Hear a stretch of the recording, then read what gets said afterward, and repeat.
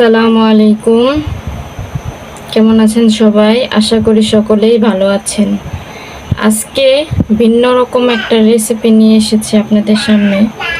আজকে আমি রান্না করব টমেটো দিয়ে পাতলা করে মসুরির ডাল। হ্যাঁ, আর মসুরির ডাল রান্না করতে আমার যা যা লাগবে আমি সব কিছু একবারে রেডি করে নিয়েছি। এখানে ডাল রান্না করার জন্য প্রথমে আমি একটা পাতিল নিয়ে নিলাম, ডালের পাতিল, আর নিয়ে নিলাম মসুর ডাল 1 কাপ পরিমাণ, নিয়ে নিলাম রসুন কুচি করে, তারপর 2টা কাঁচামরিচ, তার সাথে পেঁয়াজ, তার সাথে হচ্ছে যে টমেটো। এই তো আমি চুলার মাঝে ডালটা দিয়ে দিলাম। আমি এখানে দিয়ে দিচ্ছি কিছু টমেটো কুচি, দিচ্ছি কাঁচামরিচ। অপেক্ষা করব যতক্ষণ না এটা বলক আসে এবং ডালটা সিদ্ধ হয়। এই তো এরই মাঝে আমার ডালটা বলক চলে এসেছে। এখন আমি জালটা একটু কমিয়ে দিব। এই তো এদিক দিয়ে আমার ডালগুলো সিদ্ধ হয়ে গেছে পুরোপুরি। এখন আমি গাটা দিয়ে নিব। এখন ডালের মাঝে পরিমাণ মতো পানি দিয়ে নিব। তো আমার ডালটা পাতলা ডাল হবে, এই জন্য একটু বেশি করে পানি দিলাম। পেঁয়াজ দিয়ে নিলাম। এখন দেব হলুদের গুঁড়া।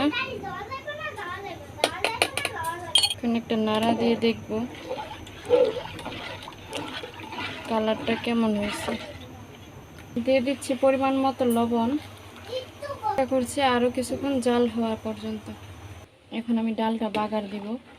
আমি যেহেতু পাতলা বলেছি এই জন্য পাতলাই রাখতেছি একদম। ডালটা দেখতে ঠিক এরকম হয়েছে। আপনারা চাইলে আরও কিছুটা টানাতে পারেন, কিন্তু আমি এরকমই রাখবো। এখন আমি কড়াইতে কিছুটা পরিমাণ তেল দিয়ে নিব। এখন রসুনটা বাদামি কালার হওয়া পর্যন্ত অপেক্ষা করব।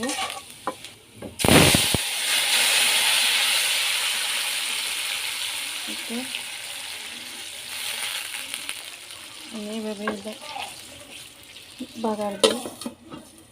একটু 1 মিনিট ঢেকে রাখবো।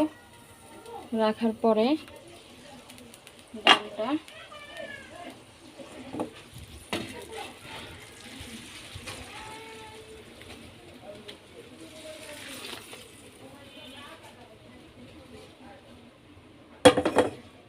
হয়ে গেল আমার ডাল।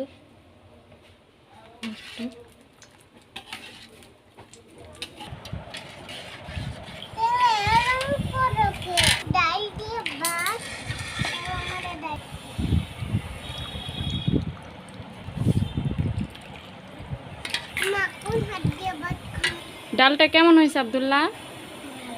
আহমদ, তুমি খাই বলো তো কেমন হয়েছে ডালটা?